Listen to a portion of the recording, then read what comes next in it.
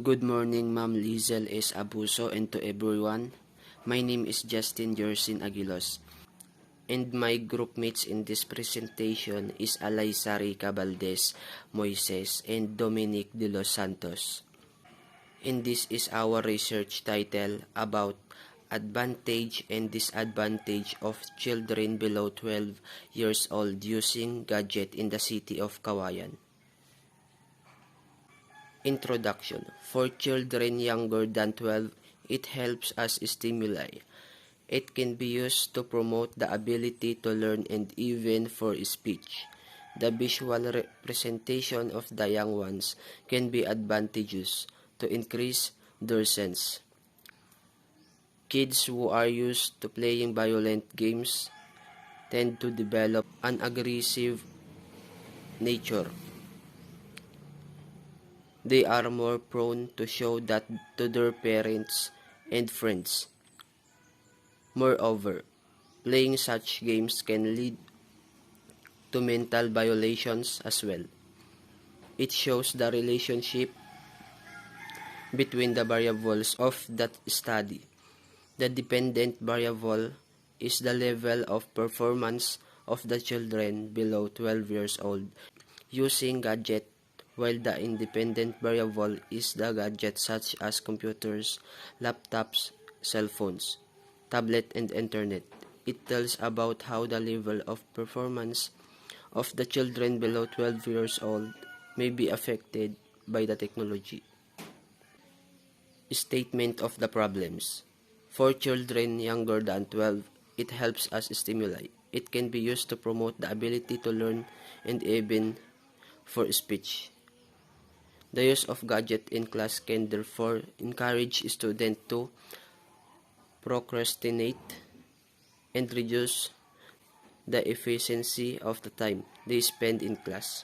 This effect is generally reinforced by another manifestation of the optimism bias regarding students' belief in their aptitude to multitask. There is no significant relationship between children below 12 years old using gadget in the city of Kawayan as now because the children not allowed to use any gadget that affect their mental health. Hypothesis. There is no significant relationship between children below 12 years old using gadget in the city of Kawayan. Significance of the problem. Studies have shown that too much gadget may negatively affect a child's brain on its functioning and may even cause attention deficit, cognitive delays, compared learning, increased impulsivity, and decreased ability to self-regulation. Scope and delimitation. This study assessed the children below 12 years old using gadget in the city of Kawayan. This study focuses only to the children below 12 years old of Kawayan City who are using gadgets.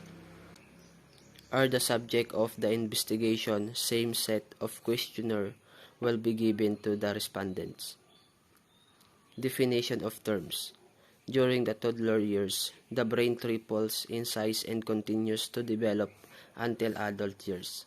Studies have shown that too much gadget may negatively affect a child's brain on its functioning and may even cause attention deficit, cognitive delays, impaired learning, increased impulsivity, and decreased ability to self-regulation. Related literature.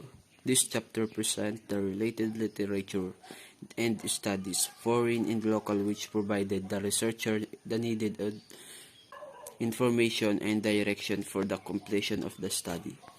Foreign literature. A 2011 UNICEF report estimated India's population of adolescents to be around 243 million.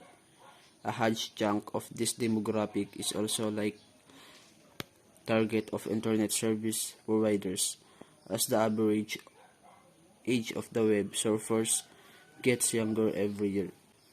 With landline phones all but phased out worldwide, it is no surprise to see toddlers and preschoolers being allowed to use their parents' electronic devices. Local literature. Smartphones are an integral part of people's life. In this article, we will use the terms smartphone and mobile interchangeably. What we have in mind whenever we say mobile is a phone with access to the internet. Related studies. Local literature.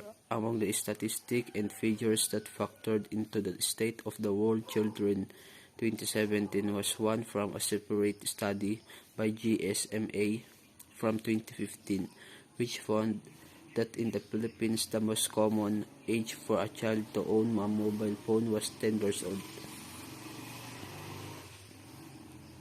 This study also found that 85% of all children they surveyed of their mobile phones access the internet, in that the Philippines has the highest proportion of children who use tablets at 76%. Suffice it to say that our kids are highly connected. Foreign literature. The use of smartphone in learning has become the latest trend in higher education, where an individual may not necessarily need a computer set to access electronic learning materials. The phenomenal roles of the smartphone in learning have been revealed by numerous authors, such as in the works of book Rashid Elder, that smartphones have made learning more flexible, easy, and have helped to reduce the ultimate inherent conventional classroom learning. For instance, a smartphone makes it possible for students to access education materials anytime, anywhere. It is highly cost-effective since this opportunity is a junction of smartphone. Kumar also brought to bear the smartphone user are able to download recorded online lecture and electronic to enhance learning.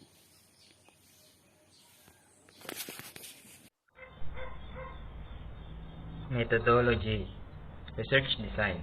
Research design in the present study, a current mixed method validating was applied to evaluate mobile learning acceptance among faculty members. The general rationale for using a mixed method design in this study was the quantitative and or qualitative designs alone and do not address the presented problem.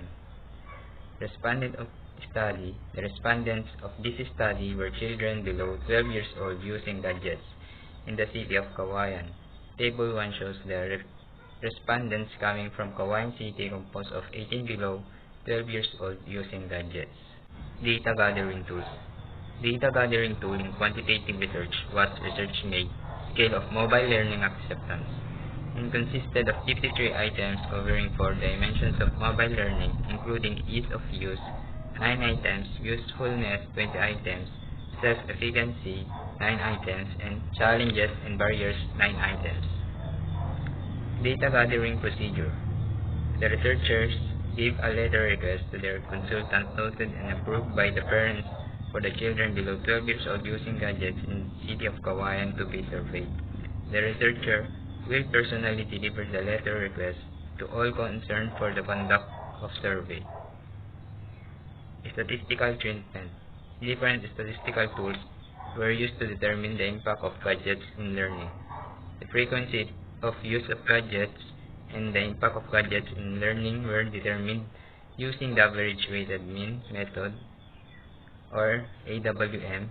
Interpreting the computed AWM point obtained, the formula is as follows: AWM equals Fx dash n, where AWM equals average weighted mean F equals frequency X equals weighted value N equals total number of respondents.